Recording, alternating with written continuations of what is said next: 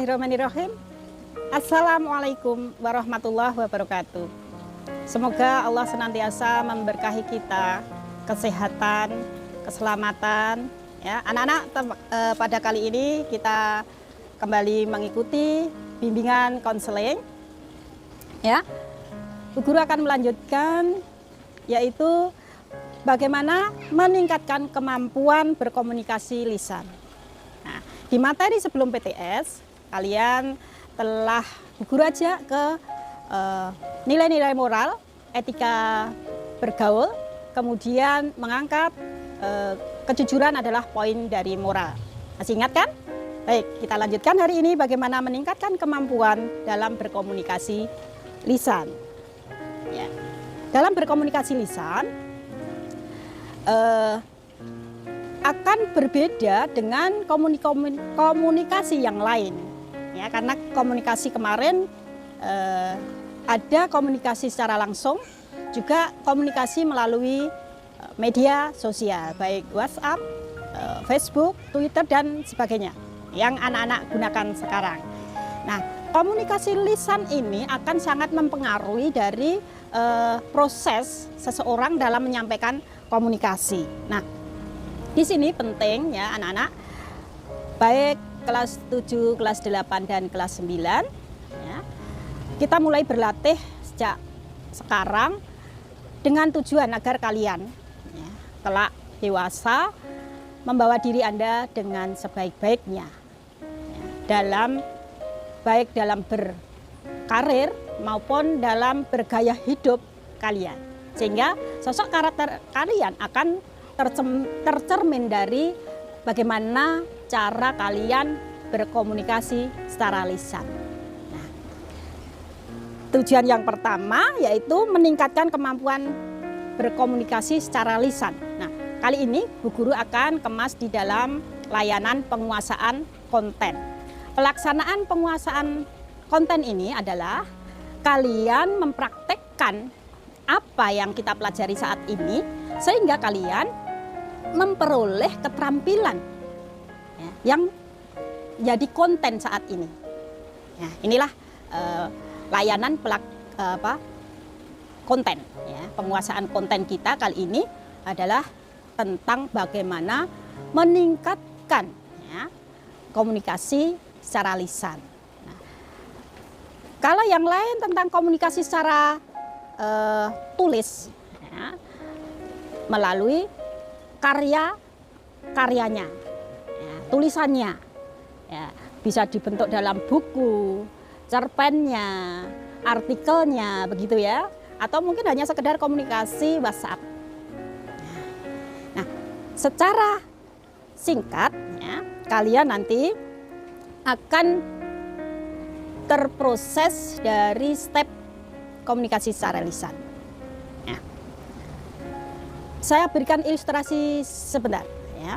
Ada seseorang, misal kita sebut Niko ya. Maaf jika kalian di antara kalian yang dengan panggilan Niko ya. Kemudian kita tahu Niko terlahir ya, kebetulan tidak dengan tangan dan kaki ya. Ini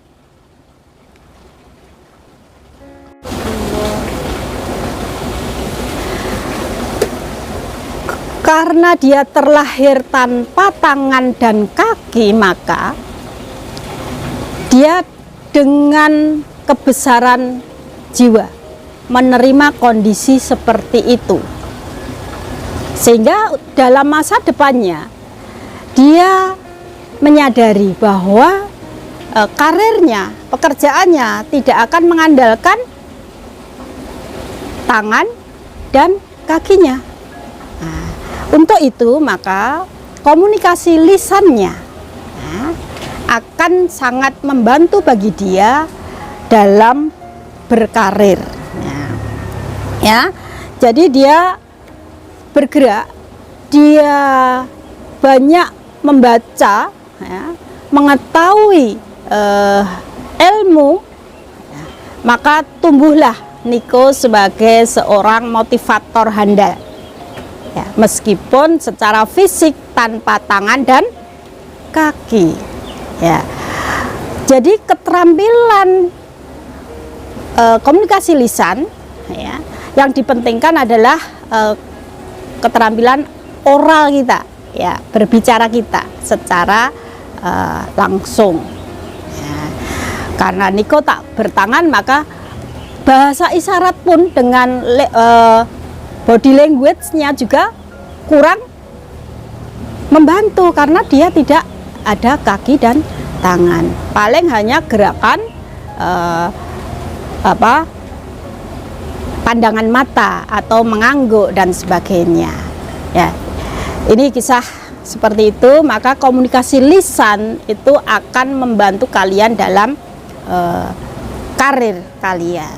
Ya, yang perlu diperhatikan dalam komunikasi adalah unsur-unsur pertama proses, kedua adalah pesan atau inti dari komunikasi, isinya, kontennya. Ya. Kemudian ada komunikator. Yang dimaksud komunikator adalah orang yang menyampaikan informasi itu, ya, menyampaikan pesan itu, yang berbicara, yang orasi. Ya. Kemudian ada komunikan atau audien, pendengar, orang yang menerima orasinya, orang yang menerima pesannya. Nah, selanjutnya yang kelima adalah tujuan. Tujuan tentu sesuai dengan konten, informasi atau isi pesan tadi. Ya, komunikasi merupakan suatu proses dari komunikator ke komunikan. Ya, agar tercapai tujuan. Nah, tujuannya apa? Ya, tujuan komunikasi yang jelas informasi atau pesan itu bisa diterima secara benar. Nah, kalian bayangkan seandainya komunikasi itu diterima tidak sesuai dengan pesan dari komunikator. Ya, jadi misunderstanding, apa nanti akibatnya? Fatal kan? Nah, disinilah keterampilan komunikasi secara lisan perlu kita memiliki trik-trik atau ilmu dalam berkomunikasi. Untuk penguasaan komunikasi lisan, berbagai macam keterampilan yang harus anak-anak mulai pelajari sejak sekarang. Yang pertama adalah penguasaan kosakata, vocabnya. Vocabnya kalian harus banyak, baik dengan bahasa asing maupun kosakata bahasa Indonesia ataupun bahasa Jawa. Jadi komunikasi ini memang memerlukan banyak pemahaman kita tentang kata-kata yang kita pilih dalam berkomunikasi. Jadi pemilihan kosakata yang benar ini harus dikuasai, ya, baik bahasa asing maupun bahasa kita sendiri. Nah, inilah yang akan membuat kelancaran suatu pembicaraan atau orasi. Yang kedua adalah intonasi. Intonasi adalah penekanan dalam kalimat. Nah, kalimat yang kita tekankan itulah menjadi kalimat inti dari suatu pesan, sehingga audien atau komunikan itu menerima konten dalam kita berbicara itu akan lebih jelas dengan intonasi yang cocok, yang sesuai, sehingga pendengar nyaman dan mudah menerima informasi. Bisa dicoba. Oke. Kemudian pernafasan, ini penting, ya, perlu diatur dalam komunikasi lisan ini. Pernapasan perlu kita kelola. Nah, kalau kita sembarangan dalam ambil nafasnya kemudian bicara rocos saja, nah akhirnya dia menggebu-gebu berbicara tapi terus ngos-ngosan. Hal seperti itu secara etika akan kurang baik. Kemudian juga akan mempengaruhi ke intonasi. Karena apa? Nafas kita nggak nyampe. Nah, perlu diperhatikan. Itu. Seperti dalam membaca Al-Quran. Kalian pasti mengatur napas. Ambil nafasnya, kemudian sambil mengeluarkan dengan beberapa kalimat yang dibaca, akan selesai, habis nafasnya. Maka dia harus mengintonasikan juga yang tepat atau memberikan nada dalam membaca Al-Quran. Lah ini juga begitu. Tadi dari kosakata tahu intonasinya. Klop kan? Ya, baik. Karena pengaturan pernapasan yang baik. Kemudian kualitas vokal. Kualitas vokal ya artikulasi yang benar, mengucapkan kata jelas. Ya, seperti itu. Ya. Kemudian percaya diri. Percaya diri adalah bekal kita menyampaikan informasi, ya. Jadi kalau kita tidak percaya diri, ya kita komunikasinya ragu-ragu, ya. Atau mungkin kita menggunakan bahasa atau kosakata yang kita pilih tanpa dengan pemahaman, kita kan nggak percaya diri. Maka akhirnya dia tidak pas dalam berorasi. Nah, karena nanti akan kita sampaikan juga pekerjaan-pekerjaan yang begitu berkaitan erat dengan orasi atau komunikasi lisan. Perlu diperhatikan, ya. Kemudian bahasa tubuh, body language yang tadi, body language tadi saya contohkan, Nikon tak bertangan. Jadi body language-nya terbatas, hanya gerakan mengarahkan mata, mengangguk dan menggeleng, ya. Tapi tidak bisa dengan body language tangannya, kemudian gerakan ke yang mengarah ke tangan atau yang berkomunikasi lewat gerakan tubuh, ya. Terbatas. Tapi kalau kita bisa menambahkan dengan body language sesuai dengan konten pembicaraan yang sedang kita sampaikan, isi pesan tadi, ya. Kemudian penampilan bisa kita dari kepala hingga kaki. Nah, jadi tampilan rambut rapi atau acak-acakan, model rambut itu akan mempengaruhi tampilan seseorang. Kemudian pakaian, ya. Kemudian kelengkapan pakaian, aksesoris atau ikat pinggang atau sepatunya itu termasuk penampilan, di mana penunjang saja sebagai orang yang menyampaikan secara lisan, ya. Dia seorang presenter, pasti dia sangat memperhatikan penampilan, nah, atau dia adalah narasumber dalam suatu kajian ilmiah, ya, dia juga akan menyampaikan dengan penampilan yang sebaik-baiknya. Kemudian sisi humor, mungkin ada sela-sela waktu sehingga komunikan tidak jenuh, maka ada sense atau humor yang masuk dalam suatu komunikasi. Nah, ini tidak setiap waktu dengan gelegar humor, tapi manajemen humor perlu disusun, ya. Tetapi kalau formal, maka humor yang disampaikan tentu juga dalam batas-batas tertentu. Ini nanti ada keterampilan tersendiri, ya.